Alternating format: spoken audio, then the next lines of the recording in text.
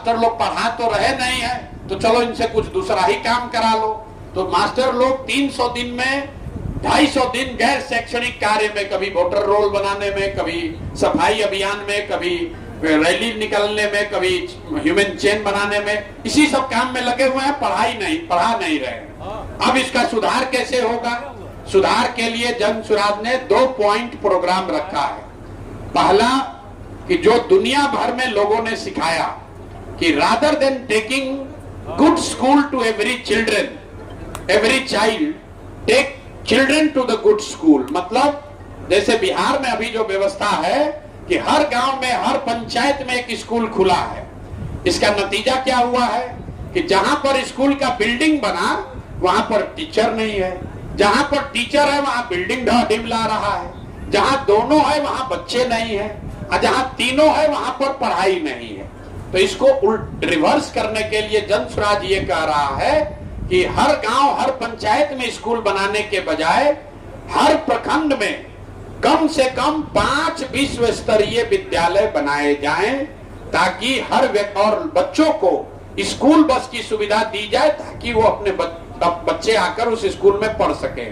अगर आप बिहार की भौगोलिक स्थिति का अध्ययन करेंगे तो आपको पता चलेगा कि कोई ऐसा प्रखंड नहीं है जहां अगर 5 सही लोकेशन पर स्कूल बना दिया जाए और बच्चों को स्कूल बस की सुविधा दे दी जाए तो 20 मिनट में बच्चा स्कूल में नहीं पहुंच पाएगा। तो जैसे आप शहर में जहानाबाद में देखते हैं कि स्कूल आपके घर के बगल में नहीं है, अगर यहाँ से 5-10 किलोमीटर दूर है, फिर भी आप अपने बच्चे को अपने गाड़ी से, मोटरसाइकिल से या स्कूल बस से भेजते हैं। तो जन स्वराज पहला बात ये कह रहा है कि अगले 10 वर्ष में हम लोग हर प्रखंड में 10 अच्छे विद्यालय, अच्छे मतलब जो सरकारी ने ऐसा नहीं, नेतरहाट के जैसा 10 विद्यालय हम लोग हर प्रखंड में बनाएंगे, और हर साल सिर्फ एक ही बनाएंगे। एक क्यों बनाएंगे? क्योंकि अगर बिहार के हर प्रखंड में एक नेतरहाट के जैसा विद्यालय बनाना हो तो करीब करीब 17 से 20 हजार करोड़ रुपया का खर्च करना पड़ेगा, और जो सरकार के पास पैसा उपलब्ध है वो इससे ज्यादा खर्च नहीं किया जा सकता है। तो लेकिन अगर हर साल एक विद्यालय भी बना तो अगले 10 वर्ष में हर प्रखंड में 10 नेतरहाट के जैसे विद्यालय हो जाएंगे। पूरे बिहार झारखंड को मिला के एक विद्यालय, सरकारी विद्यालय था नेतरहाट, जहां से 1500 से ज्यादा IAS IPS बने हैं, सामान्य परिवार के बच्चे बने हैं। आप अंदाजा लगाइए कि अगर एक नेतरहाट से 1500 लोग सिविल सर्विस कंप्लीट किए, IAS IPS बन गए, अगर हर प्रखंड में 5 विद्यालय हो तो कितने लोगों का, कितने परिवारों का, कितने बच्चों का जीवन सुधर जाएगा। और एक से ज्यादा बनाया नहीं जा सकता है क्योंकि आपके पास पैसा उतना हो नहीं सकता है। दूसरा बात कि अगर आप 10 वर्ष में स्कूल बनाएंगे तब तो जो बच्चे आज पढ़ रहे हैं उनका क्या होगा? उनके लिए जन स्वराज ये कह रहा है कि जब तक सरकारी विद्यालय नहीं सुधरेगा, जब तक ये अगले 5 साल 10 साल में हम लोग विद्यालयों की स्थिति पूरी तरीके से ठीक ना कर लें, तब तक आपके पास, समाज के पास ये अवसर होगा, परिवारों के पास ये अवसर होगा कि आप अपने बच्चे को प्राइवेट संस्थान में, अंग्रेजी स्कूल में पढ़ाइए और उसको पढ़ाने का फीस और खर्चा सरकार की ओर से दिया जाएगा। अब कुछ लोग ये कहते हैं कि अगर ऐसा कहिएगा तो सब प्राइवेटे में पढ़ाएगा। बिल्कुल नहीं पढ़ाएगा। ये पूरे दुनिया का रिसर्च है कि अगर सरकारी और प्राइवेट दोनों विकल्प जनता के पास उपलब्ध हो और दोनों समान भी हो तो लोग सरकारी विद्यालयों में, इस कॉलेज में पढ़ना चाहते हैं। मान लीजिए कि आपको कोई कहेगा कि आपके बच्चे को साइंस कॉलेज में पढ़ने की सुविधा है, और अगर साइंस कॉलेज, अब दूसरा विकल्प आपके पास है कि आप अपने बच्चे को MAT में पढ़ाइए, उसका खर्चा सरकार देगी, तो यहाँ बैठा हुआ हर आदमी कहेगा कि भैया MAT नहीं चाहिए, हमको अपना बच्चा साइंस कॉलेज में पढ़ाना है। अगर आपको कोई कह दे कि आपका बच्चा पटना मेडिकल कॉलेज से मेडिकल कर सकता है, और दूसरा विकल्प है कि रमैया में आपका बच्चा मेडिकल करेगा, उसका फीस सरकार भरेगी, तो आप क्या कहिएगा? भैया फीस नहीं चाहिए, हमारा लड़का पटना मेडिकल कॉलेज में पढ़ना चाहिए। तो अगर सरकारी स्कूल अच्छा हो तो लोग सरकारी स्कूल में ही जाएंगे। अब अभी तक का जो अनुमान है कि अभी जितने बच्चे सरकारी विद्यालयों में पढ़ते हैं, करीब करीब 1/3 बच्चों को प्राइवेट स्कूल में लोग ऑप्ट करेंगे। एक अंतिम बात लोग को लग रहा है कि भाई प्राइवेट स्कूल में पढ़ेगा, पैसा कहां से आएगा। तो जो अभी सरकारी विद्यालय चल रहा है ये मुफ्त नहीं है, ये आपको लग रहा है कि मुफ्त है।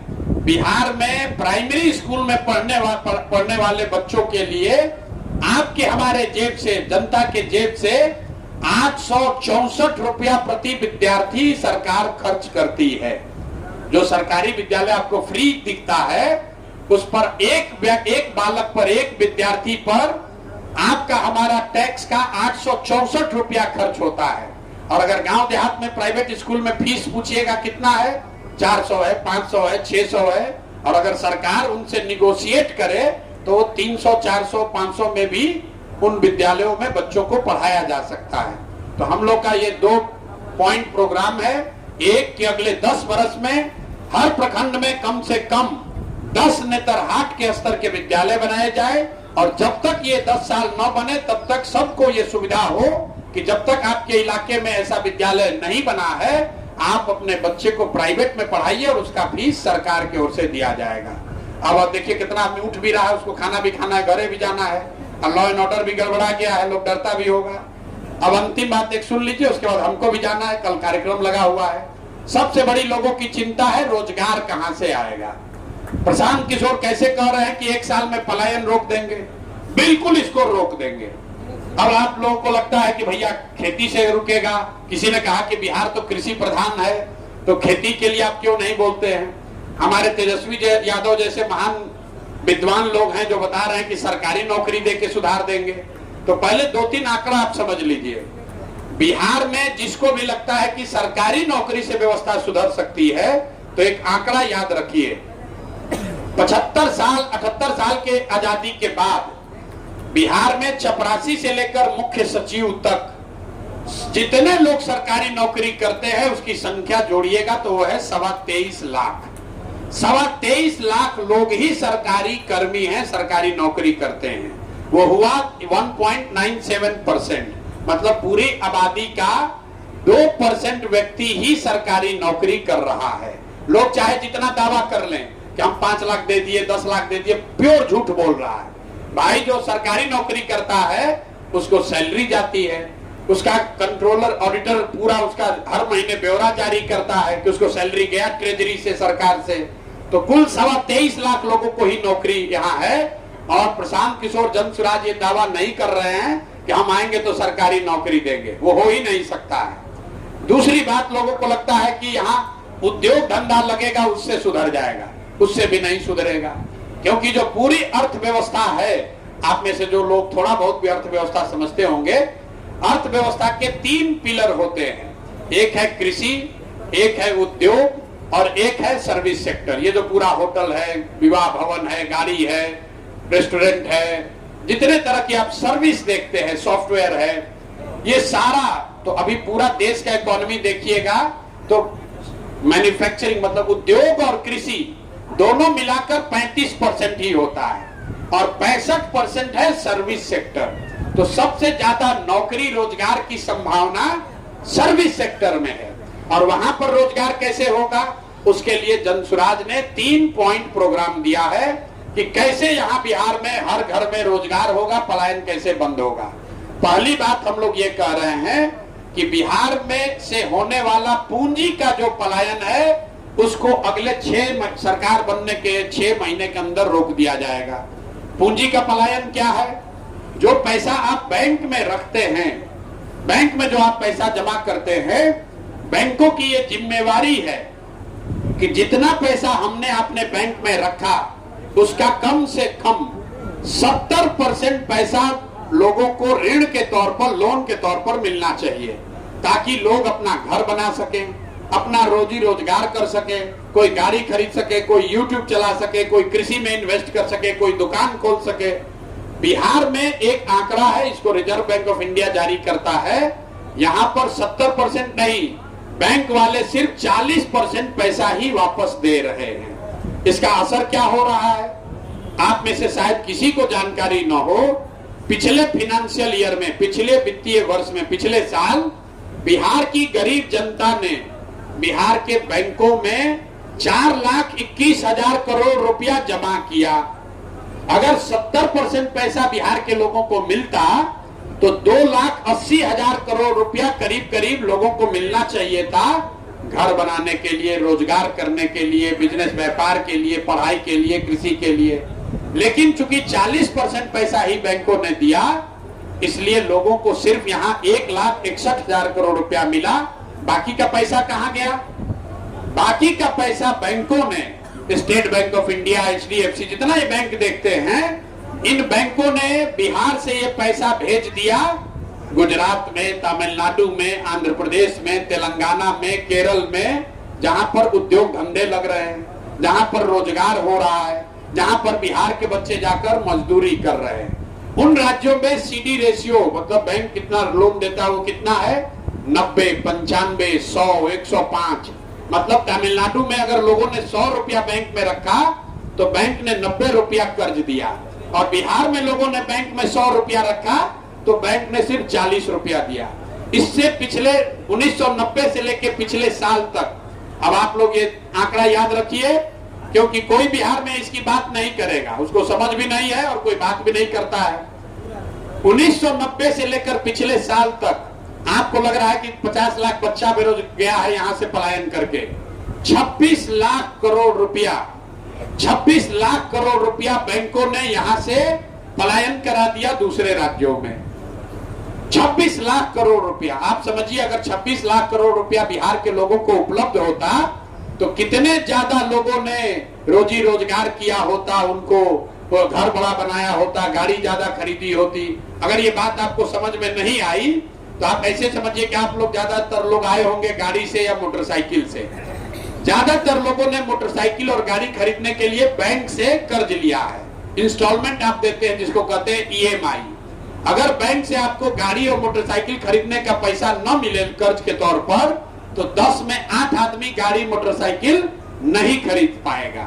लेकिन अगर ये कर्ज उपलब्ध हो तो आप बहुत बड़ी संख्या में और काम कर सकते हैं। तो जन सुराज का पहला काम ये है कि बिहार से पूंजी का पलायन रोका जाए, और 6 महीना के अंदर इस बात को किया जा सकता है, जिससे 2 से 2.5 लाख करोड़ रुपया बिहार में अलग से उपलब्ध होगा समाज के लिए, रोजी रोजगार के लिए।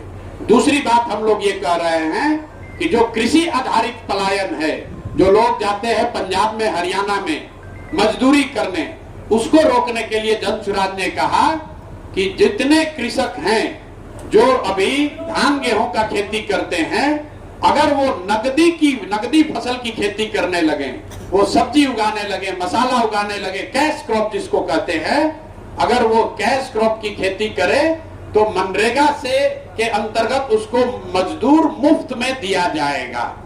इसका फायदा क्या होगा कि जितने लोग मनरेगा के मजदूर हैं, जो अभी चोरी हो रही है, वो पैसा वो मजदूर किसानों को मिल जाएंगे, और किसानों को फायदा ये हो जाएगा कि अभी आप धान उगा रहे हैं, गेहूं उगा रहे हैं, क्योंकि मजदूर नहीं है, अगर आपको फ्री में मजदूर मिल जाए तो प्रति एकड़ आपकी प्रोडक्टिविटी, आपकी लागत कम होगी और आपका इनकम बढ़ जाएगा।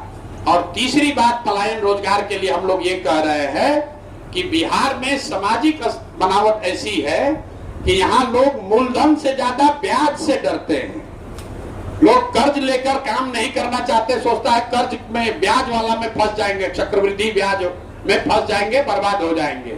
अच्छे अच्छे घरों में लोग कोई रोजी रोजगार बिजनेस नहीं करना चाहते, क्योंकि वो डरते हैं कि लोन लेंगे तो हम पर, इस पर ब्याज बहुत लग जाएगा, इससे हम कहीं फंस सकते हैं। तो इसलिए ये व्यवस्था बनाई जा रही है कि जब अगर जन सुराज की व्यवस्था बने तो लोगों को 10% ब्याज न देना पड़े, उनको सिर्फ 4% ब्याज पर ही लोन मुहैया कराया जाए, ताकि हर घर में, हर युवा, हर महिला उसको 2 लाख, 4 लाख, 5 लाख का लोन 10%, 12%, 20% पर नहीं, 4% ब्याज पर उसको मिले, ताकि लोग अपना रिस्क लेकर उस पूंजी से अपना रोजी रोजगार कर सके, स्वरोजगार कर सके। हम लोग को लगता है कि अगर ये 3 बातें की जाएं, पूंजी का पलायन रोक दिया जाए, मनरेगा को कृषि से जोड़ दिया जाए, और लोगों को सस्ते दर पर 4% पर लोन उपलब्ध करा दिया जाए, पूंजी उपलब्ध करा दिया जाए, तो 1 साल के अंदर 50 लाख से ज्यादा रोजगार के अवसर बिहार में पैदा किए जाएंगे। और उसी से यहाँ पर पलायन रुकेगा, उसी से गरीबी बेरोजगारी दूर होगी। तो मूलतः ये दो बात है। बाकी और जितना 100 सवाल आपने किया वो सवाल आप आगे और करते रहिएगा, नहीं होगा तो YouTube पर देखिएगा। समय बहुत हो गया है, आप सब यहाँ आए, आपने अपनी बात भी रखी, थोड़ा क्योटिक यहाँ पे सिचुएशन था, उसके लिए माफी चाहते हैं। बाकी आपको अगर लगता है, एक अंतिम बात सुनकर जाइए। कई लोगों को लग रहा है कि भाई ये जो प्रयास है ये सफल होगा कि नहीं, तो मैं आपको महाभारत का एक उदाहरण देता हूं। महाभारत में अभिमन्यु की आपने कथा सुनी होगी।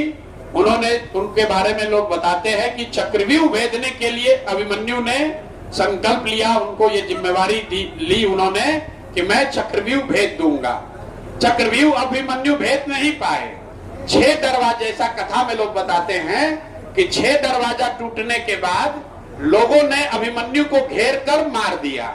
लेकिन आज इतिहास में आप और हम अभिमन्यु की कहानी पढ़ते हैं, अभिमन्यु की शौर्य गाथा की चर्चा करते हैं, उनको घेर के मारने वालों की चर्चा कोई नहीं करता है। तो बिहार में जो हम लोग कर रहे हैं, भले इसको करते हुए सब कुछ बर्बाद हो जाए, लेकिन हम लोग को पीछे नहीं हटना है। आपको तय करना है कि इस प्रयास में आप कंधा लगाना चाहते हैं कि बाहर बैठकर खाली कमेंट और कमेंट्री करना चाहते हैं। आप अभिमन्यु बनकर चक्रव्यूह भेदने वाला बनना चाहते हैं कि बाहर बैठकर सिर्फ आलोचना करना चाहते हैं। क्योंकि अगर बिहार को सुधरना है तो प्रयास आप करें या हम करें, प्रयास आज हो या 20 वर्ष के बाद हो, करना तो भाई किसी न किसी बिहार के व्यक्ति को ही पड़ेगा। तो अगर आपको ये प्रयास ठीक लग रहा है तो आपसे आग्रह है, इसमें जुड़िए। इसमें कुछ कमी है तो उसको बेहतर बनाइए। सिर्फ बाहर बैठकर आलोचना करने से बिहार का सुधार नहीं हो सकता है। बहुत बहुत धन्यवाद।